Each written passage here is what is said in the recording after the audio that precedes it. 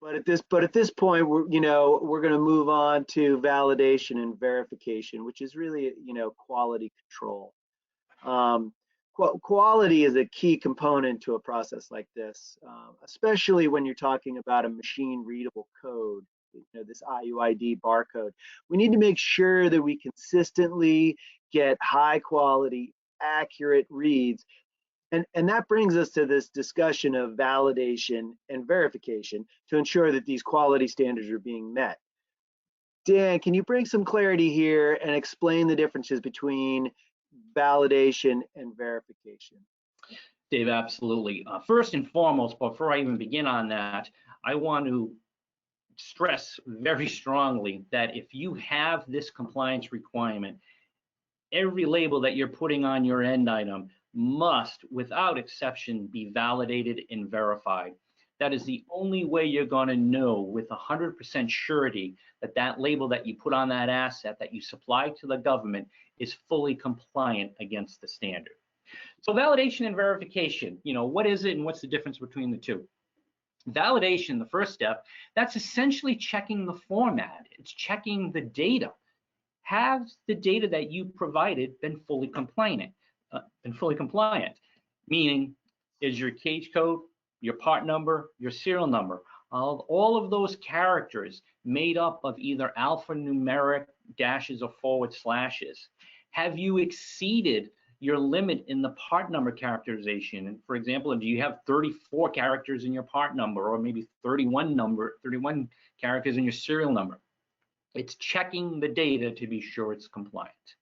Once it's been fully validated, the second step is to take a look at that barcode and make sure it's met the certain quality grade called out in the standard. In other words, verifying that that barcode that was created based on your data has met the certain quality standard. In order to determine validation and verification, a verifier is the only tool that can produce those results. Once you know that you validated and verified your label, now you know that it is compliant, and you can feel free to mark your asset accordingly. Great. Well, thank you. We've got some questions coming in, and let me just hit you while we're on the roll here. This one is going back to the discussion of compliant labels, Dan. Yes. And the question is vinyl. Is vinyl, adhesive bagged vinyl an acceptable substrate? It is. Absolutely. Yep, you can. Okay. There are various, you can pull out Mill Standard 130N, which is the current standard. There are a number of different material types. What we've shown in that previous slide was the more popular material types that are used, but certainly, that could be used. Okay, and then this question comes in relation to the verification question, which is, what is the simplest, in your opinion, what's the simplest and most economical way to verify labels for that Mill Standard 130N, both hardware and software? Well, in terms of determining the most cost-effective way to do this, the first thing you should look at is how many labels do you have a requirement for, let's say, on an annual basis. It's a cost analysis. So if you're, let's say, a small mom and pop shop, I would not invest in the hardware and software to do this yourself. You're just not going to get a good ROI. You're much better off outsourcing the whole requirement. And I'm talking, let's say 100 labels or less per year. If you start to get into the hundreds or even thousands, you definitely want to look at perhaps an in-house system. But there are other factors considered. Do you have the manpower? Do you have the expertise to do it? So there are a number of factors to consider.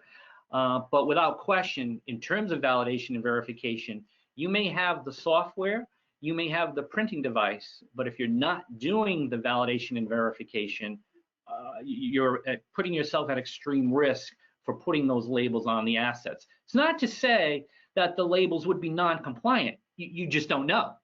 And the only way you can pass, let's say, a DCMA audit, if they're coming in to check your compliance, you're going to have to show some documentation that, yes, I've marked the assets, and here's my documentation that shows that those assets are compliant.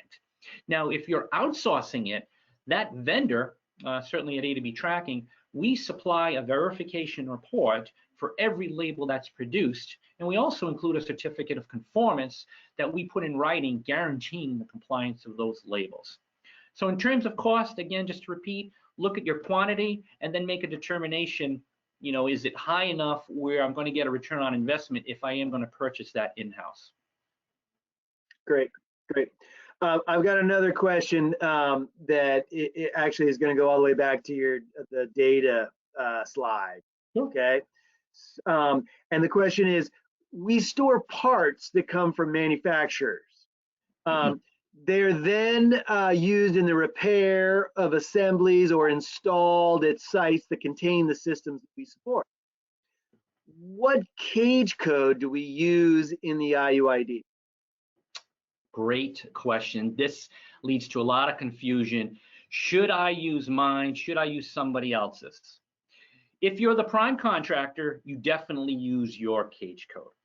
Okay. If you're the subprime contractor supplying to a prime contractor, it all depends.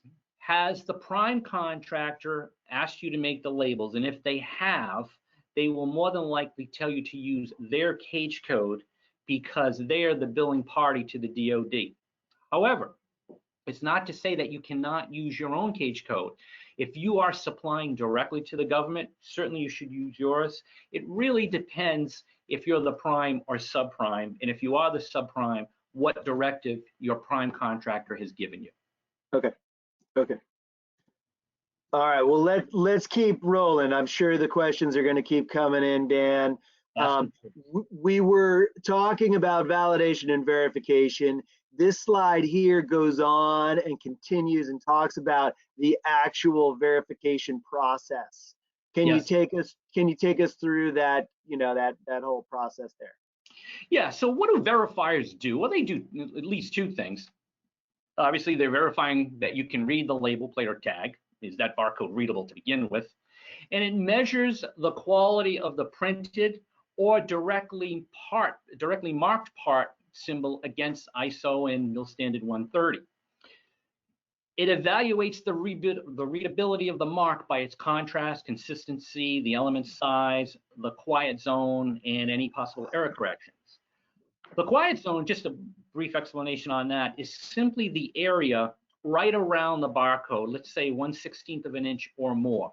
If you've got additional data on the label, human readable information, text, you don't want any text at all touching the barcode. You want to have at least a 1/16 of an inch as a guideline so that you get the contrast to make that barcode more readable, or better chance of obviously being readable.